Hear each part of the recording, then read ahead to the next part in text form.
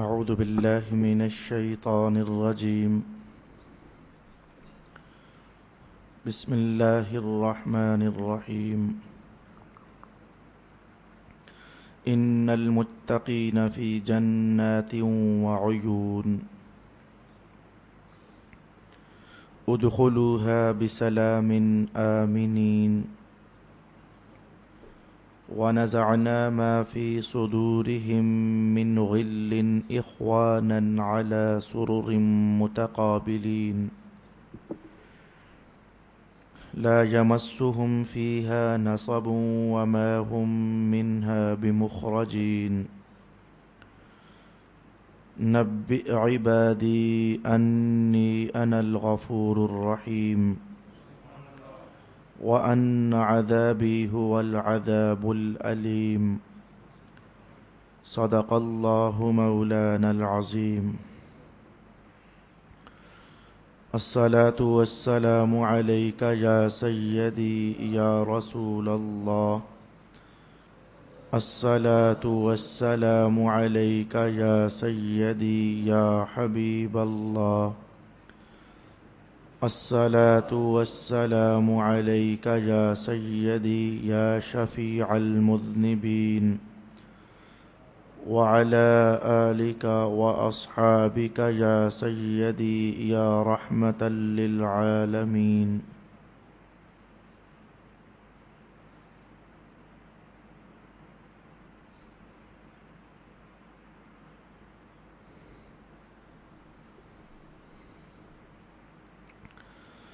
بے شک اللہ سے ڈرنے والے جنتوں اور چشموں میں ہوں گے.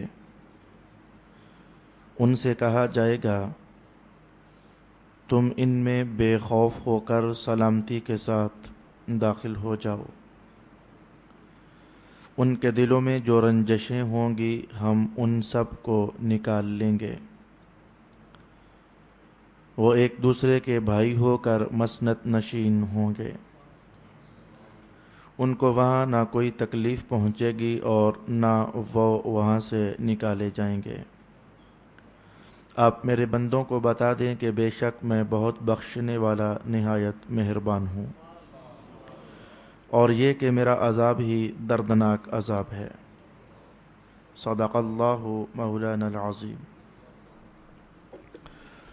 رمضان المبارک رحمتوں بھرا مہینہ، بخششوں بھرا مہینہ اور اللہ کی عطاؤں سے لبریز. درس قرآن حکیم کے مضامین بھی اس عنوان پر آ پہنچے جس عنوان میں جنت کا تذکرہ ہے.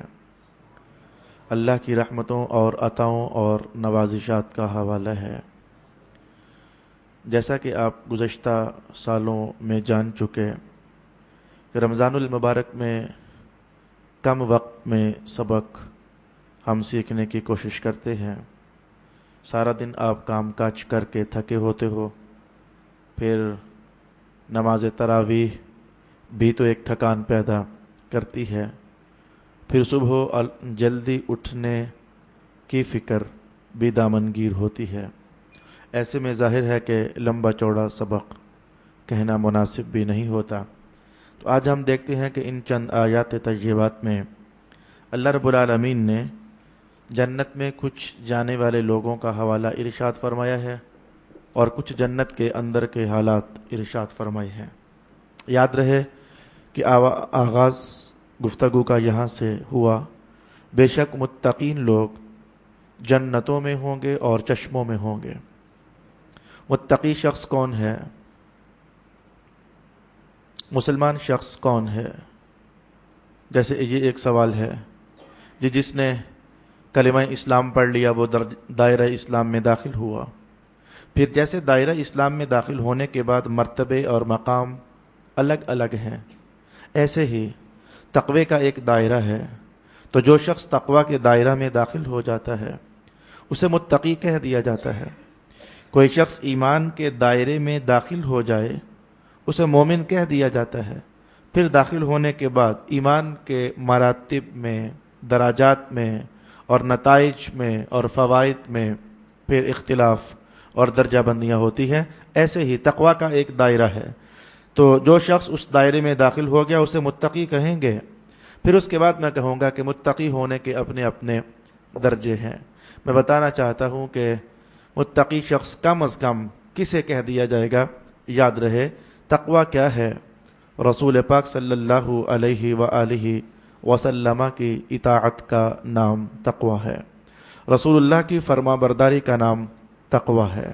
تو جس شخص جیسے حضور کی اطاعت، یہ نماز پڑھنا حضور کی اطاعت، روزہ رکھنا رسول اللہ کی اطاعت، قرآن پڑھنا رسول اللہ کی اطاعت، حسن اخلاق رسول اللہ کی اطاعت، حلال کا ارتکاب رسول اللہ کی اطاعت، حرام سے اجتناب رسول اللہ کی اطاعت۔ تو نماز جب اطاعت ہوئی تو اطاعت کا نام تقوی ہے۔ تو جو شخص کم از کم نمازی ہوا وہ درجہ تقوی میں داخل ہو گیا، جو کم از کم روزے رکھتا ہے وہ متقین کے درجوں میں داخل ہو گیا، جو کم از کم مثلاً قرآن ہی پڑھتا ہے متقین کے درجوں میں داخل ہو گیا۔ لیکن اس کے بعد یاد رہے تقوی کا ایک اعلیٰ ترین مقام ہے اور تقوی کے پھر کچھ نیچے مقامات ہیں۔ مثلاً اعلیٰ ترین مقام کیا ہے؟ تقوی کا متقی شخص کا اعلیٰ ترین مقام کیا ہے؟ جو کچھ بھی رسول اللہ ارشاد فرمائے وہ کچھ کر لیا جائے، جس سب کچھ سے رسول اللہ روکیں اس سب کچھ سے رک لیا جائے۔ تو میں کہوں گا کہ یہ ہے تقوی کا سب سے اونچا مقام۔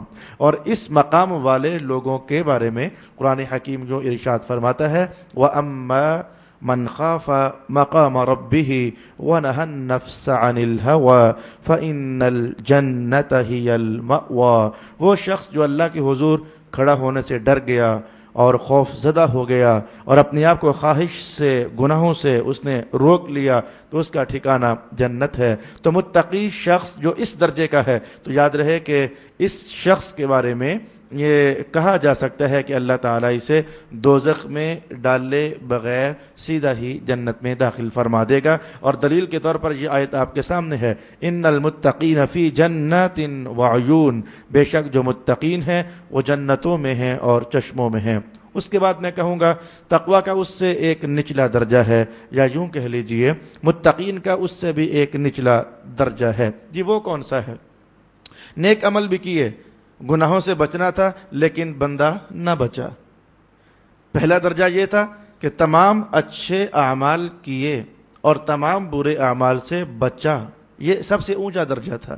پھر اب میں کہہ رہا ہوں کہ اس کے بعد والا درجہ یہ ہے کہ بندہ تمام اچھے احکام پر، جتنے احکام رسول اللہ نے ارشاد فرمائے ان پر عمل کرنے کی کوشش کرے۔ اور پھر بھی ساتھ یہ ہے کہ کبھی ایک گناہ ہو گیا، کبھی دوسرا گناہ ہو گیا، کبھی تیسرا گناہ ہو گیا، لیکن گناہ ہونے کے بعد وہ شخص توبہ بھی کر لے، نیکیاں بھی کی، گناہ بھی کیے، لیکن گناہ ہونے کے بعد توبہ کر لی۔ تو میں کہوں گا کہ جو یہ شخص ہے مرنے سے پہلے جو آخرکار گناہوں سے توبہ بھی کرتا رہا، اس کا بیان ہم قرآن حکیم میں یوں پڑھیں گے۔ ارشاد گرامی ہوا وآخرون اعترفوا بذنوبہم خلطوا عملا صالحا وآخر سیئا، کچھ لوگ وہ بھی تو ہیں کہ جو اچھے عمل بھی کر لیتے ہیں اور برے عمل بھی کر لیتے ہیں، تو ان کے اچھے اور برے عمل آپس میں رل مل جاتے ہیں، خلط ملط ہو جاتے ہیں۔ ان کے نتیجے میں قرآن حکیم بولا عسى اللہ ان یتوب علیہم، ان قریب اللہ ان کی توبہ بھی قبول فرما لے گا۔ ان اللہ غفور الرحیم، بے شک اللہ بخشنے والا رحمت فرمانے والا ہے۔ تو دو درجے ابھی تک آپ نے متقین کے سمات کیے۔ سب سے اونچا مقام متقین کا سب نیک اعمال کرنا اور تمام برے اعمال سے بچنا، یہ نمبر ایک۔ نمبر دو جو میں نے ابھی آپ کو بیان کیا، اچھے اعمال کرنا لیکن ساتھ کبھی ایک گناہ ہو گیا، کبھی دو گناہ ہو گئے، لیکن گناہ ہونے کے بعد ڈرنا اور توبہ کرنا۔ تو اگر توبہ ہو گئی تو رب کائنات نے کہا کہ ان کی توبہ بھی عنقریب اللہ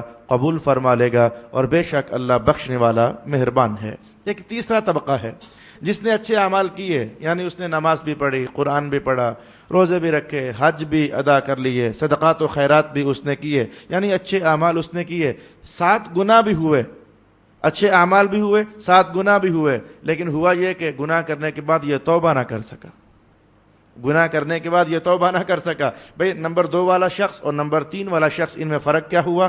نمبر 2 والے نے بھی اچھے اعمال کیے، گناہ کیے. نمبر 3 والے نے بھی اچھے اعمال کیے اور گناہ کیے. لیکن جو نمبر 2 پر تھا گناہ کرنے کے بعد اس نے توبہ بھی کر لی، اور جو نمبر 3 پر تھا تو یہ گناہ کرنے کے بعد توبہ نہ کر سکا. اب اہل سنہ والجماعہ کے نزدیک اس بندے کا کیا حال ہوگا؟ جو اچھے عمل بھی کرتا ہے، گناہ بھی کرتا ہے، لیکن گناہ کرنے کے بعد توبہ نہیں کرتا، گناہ پر گناہ، گناہ پر گناہ، گناہ پر گناہ کرتا چلا جاتا ہے. اس بندے کا کیا حکم ہوگا؟ ائمہ تفسیر نے ارشاد فرمایا کہ یہ بندہ اللہ کے حوالے ہے. یہ بندہ اللہ کے حوالے ہے.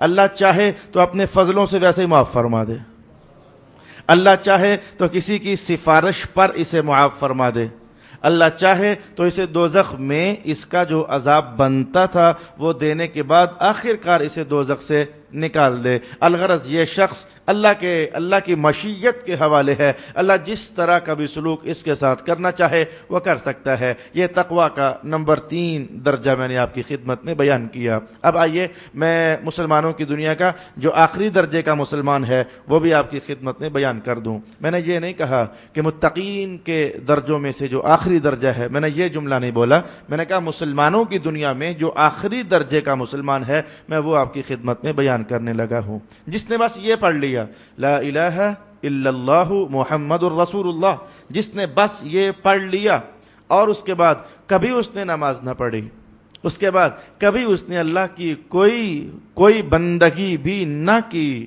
کوئی حکم کبھی نہ مانا، ہر نافرمانی کی، ہر گناہ کیا، ہر برائی کا ارتکاب کیا، اس کی زندگی ایسے ہی سیاہیوں میں، تاریکیوں میں گزرتی چلی گئی اور اس نے توبہ بھی نہ کی. اب محسوس کر گئے کہ یہ مسلمانوں کی دنیا کا سب سے ادنا ترین مسلمان ہے.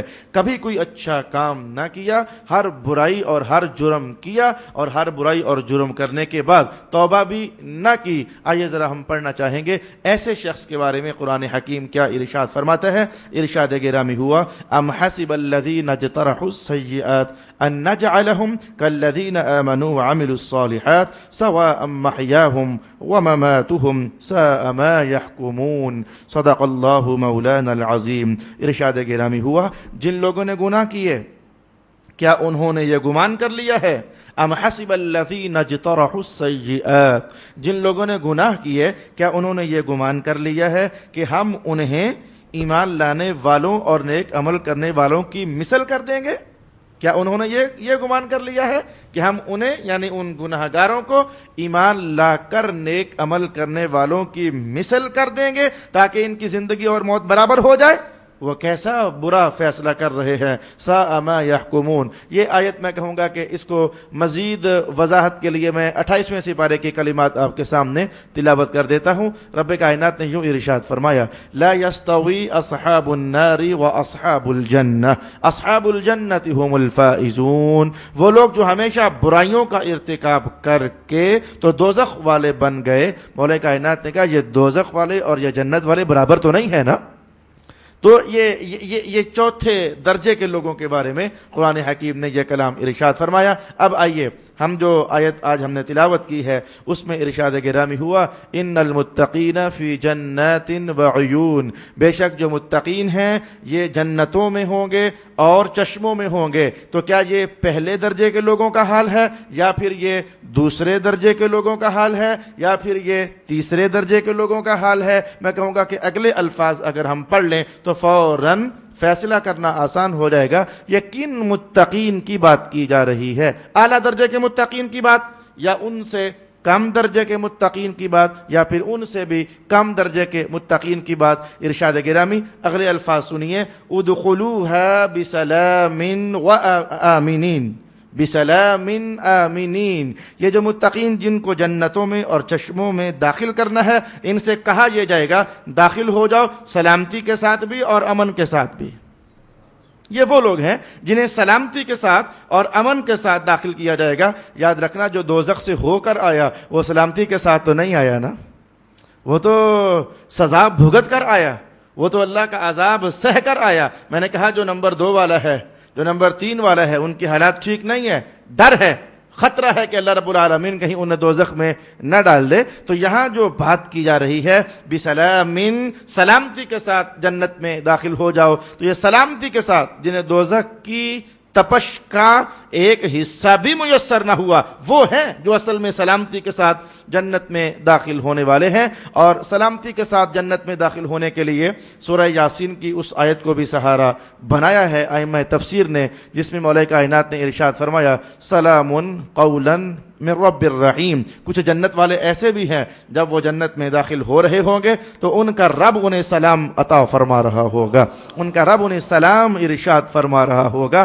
تو یہ ہے ادخلوها بسلام، جنت میں داخل ہو جاؤ سلامتی کے ساتھ، آمنین اور امن کے ساتھ۔ یہ جملہ سمجھنے والا ہے۔ جب پہلے کہہ دیا کہ سلامتی کے ساتھ، اب یہ کہنے کا مقصد کیا ہوا؟ آمنین، امن کے ساتھ۔ بھئی جسے سلامتی مل گئی تو کیا اسے امن نہیں ملا یا ملا؟ یہ دو باتیں ہیں یا ایک ہی بات ہے؟ یاد رہے کہ سلامتی یہ اور شے ہے اور امن جو یہاں بیان ہوا یہ اور شے ہے۔ میں اس کی مثال کہوں گا تو آپ کے لیے سیکھنا آسان ہو جائے گا۔ بھئی بعض اوقات مثال دنیا ہی کی ہوتی ہے تو اس سے ہم کچھ بھی سمجھ سکتے ہیں۔ بھئی دیکھیے، میرا گھر اگر دریا کے اس پار ہو تو دریا میں طغیانی آ جائے، خطرہ ہے کہ راستے میں میں کہیں گر کر ہلاک نہ ہو جاؤں، ڈوب نہ جاؤں، تو اب میں دریا کو عبور کرنا چاہتا ہوں۔ خیر سے میں نے دریا عبور کر لیا، سلامتی کے ساتھ بچ نکلا۔ اب جب میں اگلے گھر میں پہنچا تو وہاں جا کر بھی میرے لیے خیر باقی رہے گی یا ڈر ہے کہ مجھے یہاں سے بھگانا دیا جائے، مجھے یہاں سے نکالنا دیا جائے، میرا یہ گھر چھین نہ لیا جائے اور مجھ سے یہ گھر غصب نہ کر لیا جائے؟ سلامتی کے ساتھ عبور کر جانے کے باوجود کچھ خطرہ ہے جو باقی ہے، یہ گھر لے نہ لیا جائے، مجھ سے خالی نہ کروا لیا جائے، مجھے یہاں سے بھگا نہ دیا جائے، میرا یہ گھر گر نہ جائے، وغیرہ وغیرہ، تو ڈاکو وغیرہ حملہ نہ کر دیں۔ یہ دنیا کی ایک مثال ہے۔ سلامتی کے ساتھ عبور کر جانے کے باوجود کچھ اور خطرات ہوتے ہیں کہ جو خطرات انسانی امن کو فوت کرتے رہتے ہیں۔ ائمہ تفسیر نے ارشاد فرمایا کہ رب کائنات کا یہ کہنا کہ اہل تقوی سے کہا جائے گا جنت میں داخل ہو جاؤ سلامتی کے ساتھ، سلامتی کے ساتھ داخل ہونے کا معنی تو یہ ہے کہ تمہیں جنت میں بھیجا جائے گا، در راستے میں تمہیں دوزخ کا عذاب نہیں دیا جائے گا، دوزخ میں ڈالے بغیر سلامتی کے ساتھ تمہیں جنت میں بھیج دیا گیا۔ اب وہاں جا کر ایک انسانی ذہن کو جو خدشات ہو سکتے ہیں کہ اے اللہ کہیں تو جنت سے ہمیں دوبارہ نکال کر باہر تو نہیں کر دے گا، اے اللہ کہیں جنت ہم سے چھین تو نہیں لے گا، رب کائنات کہیں جنت میں موت تو نہیں آ جائے گی، جو یہ خدشات انسان کو ہیں ان کی طرف اشارہ کیا مولا کائنات نے۔ آمینین، سلامتی کے ساتھ اب جب پہنچ گئے ہو اب امن سے رہنا شروع کر دو، اب اللہ تمہیں کبھی بھی جنت سے باہر نہیں نکالے گا، اب کبھی بھی جنت میں تم پر موت طاری نہیں ہوگی۔ اب جنت میں یہاں تک میں کہوں گا کہ بندے کا اپنا گھر بھی ہو اور وہ کیا اپنا گھر ہونے کے باوجود اسے امن سے رہنا میسر ہے کیا؟ جی نہیں، کسی کا پڑوسی تنگ کر دیتے ہیں، کسی کو کوئی اور تنگ کر دیتا ہے، کسی کا محلے دار اسے آ کر کے تو تنگ کر دیتا ہے۔ یہ اکٹھا رہنے کے اپنے مسائل تو میرے دوست آخر ہوتے ہی ہوتے ہیں۔ تو آمینین میں ایک قوی ترین اشارہ وہ ہے جو اگلے الفاظ میں ہم سیکھنا چاہیں گے۔ جب بھی 10 12 15 20 40 انسان اکٹھے رہیں، آپس میں چپ کلش کا ہو جانا امن کو فوت کر دیتا ہے، آپس میں لڑائی کا ہو جانا امن اور سکون کو تہو بالا کر دیتا ہے۔ مولا کائنات نے کہا امن سے رہنا، مولا مانا کیا ہے؟ فرمایا وَنَزَعْنَا مَا فی صدورہم من غل، جو دلوں میں جو رنجش ہوتی ہے، جس کی بنیاد پر لڑائیاں ہو سکتی ہیں، جس کی بنیاد پر جھگڑے ہو سکتے ہیں، جس کی بنیاد پر فسادات ہو سکتے ہیں، جنت والوں ہم جب تمہیں جنت میں بھیجیں گے تو دلوں کے اندر وہ جو موجود گندے رجحانات ہوتے ہیں اور غل ہوتا ہے، جو رنجشیں ہوتی ہیں، وہ ساری کی ساری ہم نکال لیں گے۔ مولا کیوں؟ فرمایا جنت میں رہو تو امن سے رہو، تمہاری لڑائیاں آپس میں نہ ہو جائیں۔ وَنَزَعْنَا مَا فِي صُدُورِهِمْ مِنْ غِلٍّ إِخْوَانًا عَلَى سُرُرٍ مُتَقَابِلِينَ، وہاں تم بھائی بھائی بن کر رہو گے اور تختوں پر بیٹھو گے اور آمنے سامنے ہو کر بیٹھو گے۔ یہ کسی کو کانڈ کرنا، کسی کو پیٹھ کرنا، میں کہوں گا کہ بعض اوقات یہ بھی لڑائی کا باعث بن جاتی ہے۔ وہ جی یہ کانڈ کر کے مجھے گزر گیا، مجھے حدیث کے الفاظ یاد پڑ گئے۔ یہ پیٹ کر گزر جانا، رسول پاک علیہ السلام نے فرمایا کہ یہ 3 دنوں سے زیادہ جائز نہیں ہے کہ 2 مسلمان بھائی آپس میں ملیں اور دونوں وہ ایک دوسرے کو پیٹ کر دیں۔ مانا کیا تھا؟ وہ سلام نہ کریں، وہ آپس میں ناراض رہیں تو یہ پیٹھ کرنا یہ اصل میں ناراضگی کا اظہار ہوتا ہے. تو رب کائنات نے فرمایا کہ جنت میں یہ آپس میں پیٹھ کرنا بھی نہیں ہے. کوئی جنت والا کسی دوسرے جنت والے کو بھی پیٹھ کر کے کبھی نہیں گزرے گا. متقابلین، وہ جب بھی گزریں گے، جب بھی بیٹھیں گے، جب بھی ملاقات کریں گے، وہ آپس میں آمنے سامنے ہوں گے. اس کے بعد ارشاد ہوا لا یمسہم فیہا نصب وما ہم منہا بمخرجین. جنت کی ایک شان یہ ہے کہ کسی شخص کو کوئی تکلیف نہیں پہنچے گی اور نہ ہی وہ کبھی جنت سے نکالے جائیں گے. نبی عبادی انی انا الغفور الرحیم، بتا دیجئے میرے بندوں کو کہ بے شک میں بہت بخشنے والا نہایت مہربان ہوں. رسول اکرم صلی اللہ علیہ وآلہ وسلم حرم مکہ میں داخل ہونا چاہتے تھے، لیکن آج آپ نے بنو شیبہ کے دروازے کا انتخاب فرمایا. تو حضور جب بنو شیبہ کے دروازے سے داخل ہوئے تو سامنے کچھ صحابہ آپس میں بیٹھے مسکرا رہے تھے، باتیں کر رہے تھے. رسول اکرم علیہ الصلوۃ والسلام ان کے پاس جا کر رکے اور رک کر فرمانے لگے تمہارے سامنے موت ہے اور بہت ساری منزلیں ہیں، اور میں کیا دیکھ رہا ہوں کہ تم ہنس رہے ہو. مانا یہ تھا کہ کیا تم اگلی منزلوں کا ڈر اور خوف نہیں رکھتے ہو. یہ جملہ شاید اس سے بھی قوی ترین جملہ میں رسول اللہ کا یہ آپ کے سامنے لاؤں گا. ارشاد گرامی ہوا کہ جو میں دیکھ رہا ہوں اگر کہیں تم دیکھ لیتے، جو میں دیکھ رہا ہوں اگر کہیں تم دیکھ لیتے تو تم اپنے گھروں کو چھوڑ کر جنگلات میں چلے جاتے اور تم اپنے بستروں پر لیٹ کر اپنی بیویوں سے لذت مند ہونا بھول جاتے. جو میں دیکھ رہا ہوں اگر کہیں تم دیکھ لیتے تو. اب آپ سمجھیے حضور ان باتوں کی طرف اشارہ فرما رہے ہیں. قبر کے مراحل ہیں، سینکڑوں سال برزخ کے مراحل ہیں، اور پھر بزم محشر کے مراحل ہیں. 25,000 سال کا تو لاشعوری کی حالت میں گزر جانا ہے. اس کے بعد جا کر حساب و کتاب کا نظام پھر شروع ہونا ہے. پھر میزان عدل میں اعمال کا تلنا ہے. پھر اعمال کا کم پڑ جانا، نیکیوں کا بڑھ جانا، گناہوں کا بڑھ جانا، اور پھر کسی کی مدد کے لیے کسی کو آواز مارنا. یہ جو مراحل سارے ہیں ان کی طرف حضور نے ایک جملے میں اشارہ فرمایا کہ تم ہنس رہے ہو اور تمہارے سامنے وہ موت اور اس کی منزلیں ہیں. صحابہ خاموش ہو گئے.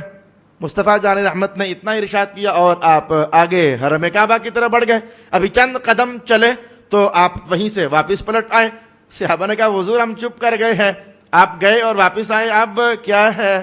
اب آپ کیوں تشریف واپس لائے ہیں؟ کیا ہوا ہے؟ اب رسول اللہ علیہ السلام نے فرمایا کہ مجھ پر ابھی ایک آیت نازل ہوئی ہے. میں جب وہاں پہنچا تو حضرت جبریل امین میرے پاس آئے اور آ کر کہنے لگے یا رسول اللہ، اللہ پاک آپ کو ارشاد فرما رہا ہے، آپ نے تو میرے بندوں کو ڈرا کر رکھ دیا ہے، آپ نے جملہ ہی ایسا ارشاد کیا، آپ نے تو کلام ہی ایسا ارشاد فرمایا، وہ تو سارے ڈر ہی گئے ہیں. تو مولا پھر میں کیا کروں؟ تو میں واپس جائیے اور جا کر ان کو یہ بتا دیجئے. کیا؟ یہ الفاظ نبی عبادی، وہ جو میرے بندے بیٹھے ہوئے تھے انہیں جا کر بتائیے انی انا الغفور الرحیم، میں بہت بخشنے والا بھی ہوں، میں بہت رحمت کرنے والا بھی ہوں. تو بس میں کہوں گا کہ آج اس ایک جملے سے میری توجہ سب اس بات کی طرف بڑھ گئی کہ رسول پاک علیہ السلام کی اخلاق عالی کی شان ایک جھلک میں میں یوں کہتا ہوں. صحابہ کہا کرتے تھے ہم اگر ہنس رہے ہوتے تو مصطفیٰ جان رحمت ہمارے ساتھ مسکرا دیا کرتے تھے. اگر ہم دنیا کا کوئی عنوان کھولے بیٹھے ہوتے رسول اللہ ہمارے ساتھ اس عنوان میں شریک ہو جایا کرتے تھے. اگر ہم آخرت کا کوئی عنوان چھیڑ لیتے رسول اللہ ہمارے ساتھ اس آخرت کے عنوان میں شریک ہو جایا کرتے تھے. اگر ہم کھجوریں بیچنے کی بات کرتے تو مصطفیٰ جان رحمت ہمارے ساتھ کھجوروں کے عنوان میں داخل ہو جایا کرتے تھے. اگر ہم کاشتکاری کی باتیں کرتے تو رسول اللہ علیہ السلام ہمارے ساتھ کاشتکاری کی باتوں میں شامل ہو جایا کرتے تھے. مانا کیا ہوا؟ مانا یہ کہ اسلام صرف نماز نہیں ہے، اسلام صرف مصلی نہیں ہے، اسلام صرف میں کہوں گا کہ روزہ نہیں ہے. بھئی اسلام تمام وہ ہے جو تمام مصطفیٰ جان رحمت نے عطا فرمایا ہے. اس میں دنیا کی رونقیں بھی ہیں، خوشیاں بھی ہیں، غمیاں بھی ہیں، فکر مند ہونا بھی ہے، غم زدہ ہونا بھی ہے، رونا بھی ہے، مسکرانا بھی ہے، اور آہو فغاں کرنا بھی ہے، توبہ کرنا بھی ہے، استغفار کا دروازہ کھٹکھٹانا بھی ہے، اور قبر کی زیارت کے لیے قبرستانوں میں حاضر ہونا بھی ہے، بیویوں کے ساتھ خوشیاں منانا بھی ہے، والدین کی خدمت بھی ہے. الغرض رب کائنات نے ارشاد فرمایا نبئ عبادی انی انا الغفور الرحیم، میرے بندوں کو بتا دیجئے کہ میں بہت بخشنے والا اور بہت رحم فرمانے والا ہوں. وَأَنَّ عَذَابِي هُوَ الْعَذَابُ الْأَلِيمُ، اور آپ جانتے ہو کہ ہم انسان ڈھیل مل جائے نا کہیں تھوڑی سی تو اس ڈھیل سے وہ کیا کہتے ہو نرمی کا ناجائز فائدہ اٹھانا. یہ جملہ ہمارے ہاں چلتا ہے، نرمی کا ناجائز فائدہ اٹھانا، یہ بات ہمارے ہاں چلتی ہے۔ تو ائمہ تفسیر نے ارشاد کیا، جب کہ رب کائنات نے یہ اعلان کروایا بتائیے میرے بندوں کو میں معاف بھی کرتا ہوں، بہت رحمت بھی کرتا ہوں، تو کہیں ایسا نہ ہو جاتا کہ کوئی شخص اللہ تعالیٰ کی رحمت کا کوئی غلط معنی سا لے کر کے ٹھیک ہے جی اللہ پھر معافی کرتا ہے نا، جو مرضی کرو، کوئی اس طرح کی آواز اپنے اندر محسوس کرتا تو فوراً رب کائنات نے کہا جہاں میں غفور ہوں، رحیم ہوں، تو وہاں اگلا کلام بھی سن لیجئے، وَأَنَّ عَذَابِي هُوَ الْعَذَابُ الْأَلِيمُ، جب میں پکڑتا ہوں تو میرا عذاب بھی بڑا سخت ہوتا ہے، پھر رحمت کرنے پر آؤں تو میری رحمت بہت زیادہ، پکڑنے پر آؤں تو میری۔ رسول پاک علیہ السلام نے ایک دن یہ کلام ارشاد کیا، یہ حدیث میں آپ کو پہلی بار آج بتانے والا ہوں۔ رسول اللہ علیہ السلام نے ایک دن یہ کلام ارشاد فرمایا کہ اللہ کی رحمت اتنی زیادہ ہے، اگر کہیں کافروں کو پتہ لگ جاتا کہ کتنی ہے، مسلمانوں کی بات نہیں ہے، اللہ کی رحمت اتنی زیادہ ہے کہ اگر کافروں کو پتہ چل جاتا کہ اللہ اتنا معاف کرتا ہے تو کافر بھی سمجھنے لگ جاتے کہ ہم بھی جنت ہی میں جائیں گے۔ اللہ کی رحمت کا حال یہ ہے، اگر کافروں کو پتہ چل جاتا کہ اللہ کتنا معاف کرتا ہے تو وہ کافر ہو کر بھی سمجھنے لگ جاتے ہم تو میاں جنت ہی میں جائیں گے۔ اب آئیے اس محلے کی بات، رسول اللہ نے فرمایا جب اللہ پکڑتا ہے اور اپنے عذاب میں مبتلا کرتا ہے تو اللہ کی پکڑ کتنی شدید ہے، اگر کہیں ایمان والوں کو پتہ چل جاتا، اللہ کی پکڑ کا حال اگر ایمان والوں کو پتہ چل جاتا تو ایمان والے سمجھنے لگ جاتے شاید ہم نے جنت میں جانا ہی نہیں ہے۔ تو ان دونوں باتوں کی طرف قرآن حکیم نے اشارہ فرمایا، انی انا الغفور الرحیم وان عذابی هو العذاب العلیم، بے شک میں بہت معاف کرنے والا بھی ہوں اور رحمت کرنے والا بھی ہوں، اور بے شک میری جو پکڑ ہے، میرا جو عذاب ہے وہ دردناک عذاب ہے۔ صدق اللہ مولانا العظیم۔ بسم اللہ الرحمن الرحیم۔ اللہ